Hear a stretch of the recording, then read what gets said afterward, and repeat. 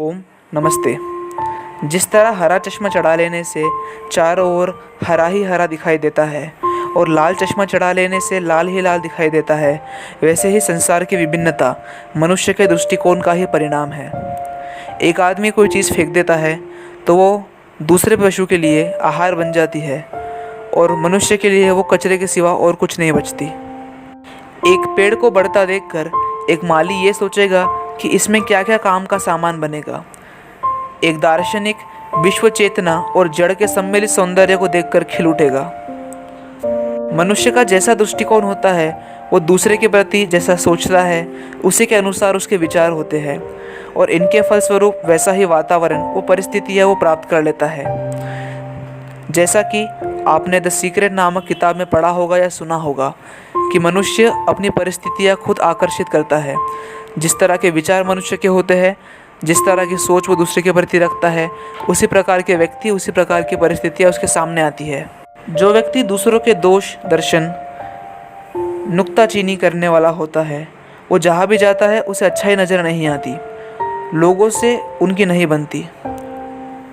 सबको अच्छी निगाह से देखने पर सरल और सात्विक स्वभाव के लोगों को सब जगह अच्छी ही नज़र आती है। बुराई में भी वो ऊंचे आदर्श का दर्शन करते हैं। मरे हुए कुत्ते से लोग घृणा करते हैं, किंतु करुणा मूर्ति ईसा मसीह ने उसी में परमात्मा के सौंदर्य का दर्शन कर अपनी गोद में उठा लिया था। वास्तव में जिस व्यक्ति के अपने अंदर भीतर ही बुराई रहा करती है उसे सारा संसार बुरा दिखाई पड़ता है। ये बात हर व्यक्ति के बारे में भी सत्य है। इसलिए आदमी की पहली आवश्यकता ये है कि वो अपने भीतर की बुराई को दूर करे। इन सब बातों को ध्यान में रखकर कविवर संत कबीर ने अपने अनुभव के आधार पर कहा कि बुरा जो देखन में चला बुरा न मिलिया कोय, जो दिल खोजा आपना मुझसा बुरा न कोय। एक दृष्टिकोण ये भी है कि मनुष्य के मित्र और शत्रु उसके भाव, विचार, आचरण, दृष्टिकोण आदि ही है। युधिष्ठिर और दुर्योधन एक ही सभा में बैठे हुए थे। दुर्योधन से पूछा गया, आपको यहाँ कितने भले आदमी दिखाई पड़ते हैं? तो दुर्योधन ने कहा, मुझे यहाँ कोई भी भला आदमी दिखाई नहीं देता।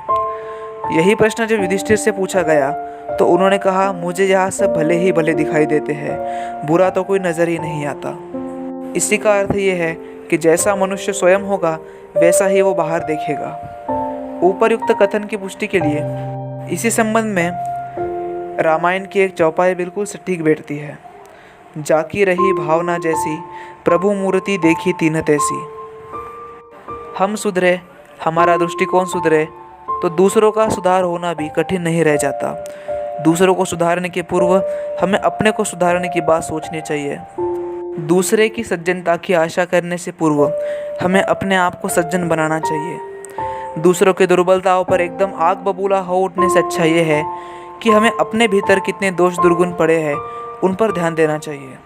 बुराइयों को दूर करना एक प्रशंसनीय प्रवृत्ति है। अच्छे काम का प्रयोग अपने से ही आरंभ करना चाहिए। संसार में कोई व्यक्ति ऐसा नहीं जिससे सब सुखी हो, सारी परिस्थितियां अमनवांछित हो, कोई कष्ट ना हो, कभी असफलता ना मिले। जहाँ अनेक सुख साधन भगवान ने मनुष्य को दिए हैं वहाँ कुछ थोड़े अभाव भी रखे हैं। विवेकशील व्यक्ति जीवन में उपलब्ध सुख सुविधाओं का अधिक चिंतन करते हैं और उन उपलब्धियों पर संतोष प्रकट करते हुए ईश्वर को धन्यवाद देते रहते हैं। इसके विपरीत अनेक लोग उपलब्ध अनेक सुख साधनों को तुच्छ मानते हैं और जो थोड़े से कष्ट है, अभाव है, उन्हें ही पर्वत तुल्य मानकर अपने आप को भारी विपत्तिग्रस्त अनुभव करते हैं। इस विषय पर दार्शनिक सरश्री ने कई व्याख्यान दिए, कई किताबें लिखी कि जिन चीज़ों पर मनुष्य ध्यान देता है वो बढ़ती है। ये प्रकृति के एक नियम के समान है कि जिस भी चीज़ पर आप ध्यान देते हैं, भले ही आप किसी रोग पर ध्यान दें या सुख की किसी चीज़ पर ध्यान दें, वो चीज़ अपने आप बढ़ते जाती है। इसीलिए जो व्यक्ति सफल है वो दिन प्रतिदिन और सफल होता जाता है, क्योंकि वो सिर्फ अपनी सफलता पर ध्यान देता है। और जो व्यक्ति असफल व गरीब है वो दिन प्रतिदिन और गरीब और असफल होता जाता है, क्योंकि वो जिस चीज़ पर ध्यान देता है वही बढ़ती है। प्रत्येक व्यक्ति अपने भाग्य का निर्माता स्वयं है। मकड़ी अपना जाला स्वयं बनाती है और उसमें स्वयं ही उलझी रहती है। मनुष्य ने भी अपनी परिस्थितियों का जाला स्वयं ही बुना है और वो इसमें स्वयं ही उलझता और निकलता रहता है। इसीलिए हमारे ऋषि मुनियों ने एक बात कही थी कि उपलब्ध साधनों का सदुपयोग यदि हम सीख जाए प्रत्येक वस्तु का उपयोग हम करें, उसका पूरा पूरा लाभ लें, तो जो कुछ प्राप्त है वो हमारे आनंद को अनेक गुना बढ़ा सकता है। इसके विपरीत यदि अपना दृष्टिकोण अस्त व्यस्त है तो बड़ी मात्रा में सुख साधन उपलब्ध होते हुए भी वो कुछ लाभ ना पहुंचा सकेंगे। अपने हीन दृष्टिकोण को सदाचार में बदल लेने पर संसार में सभी और सौंदर्य और सुख से लगने लगेंगे। इसीलिए कहा जाता है कि नजरें बदली तो नज़ारे बदल गए। इसी के साथ मैं आपसे विदा लेता हूँ। धन्यवाद। आशा करता हूँ ये वीडियो आपको अच्छा लगा है। इस बार मैंने किसी इंटरनेट वेबसाइट की मदद न लेते हुए अपनी कुछ पुस्तकों में से वो जो मेरा व्यक्तिगत अनुभव है उसमें से आपको अपने विचार बताए। मेरे विचार इतने प्रेमपूर्वक सुनने के लिए आपका धन्यवाद।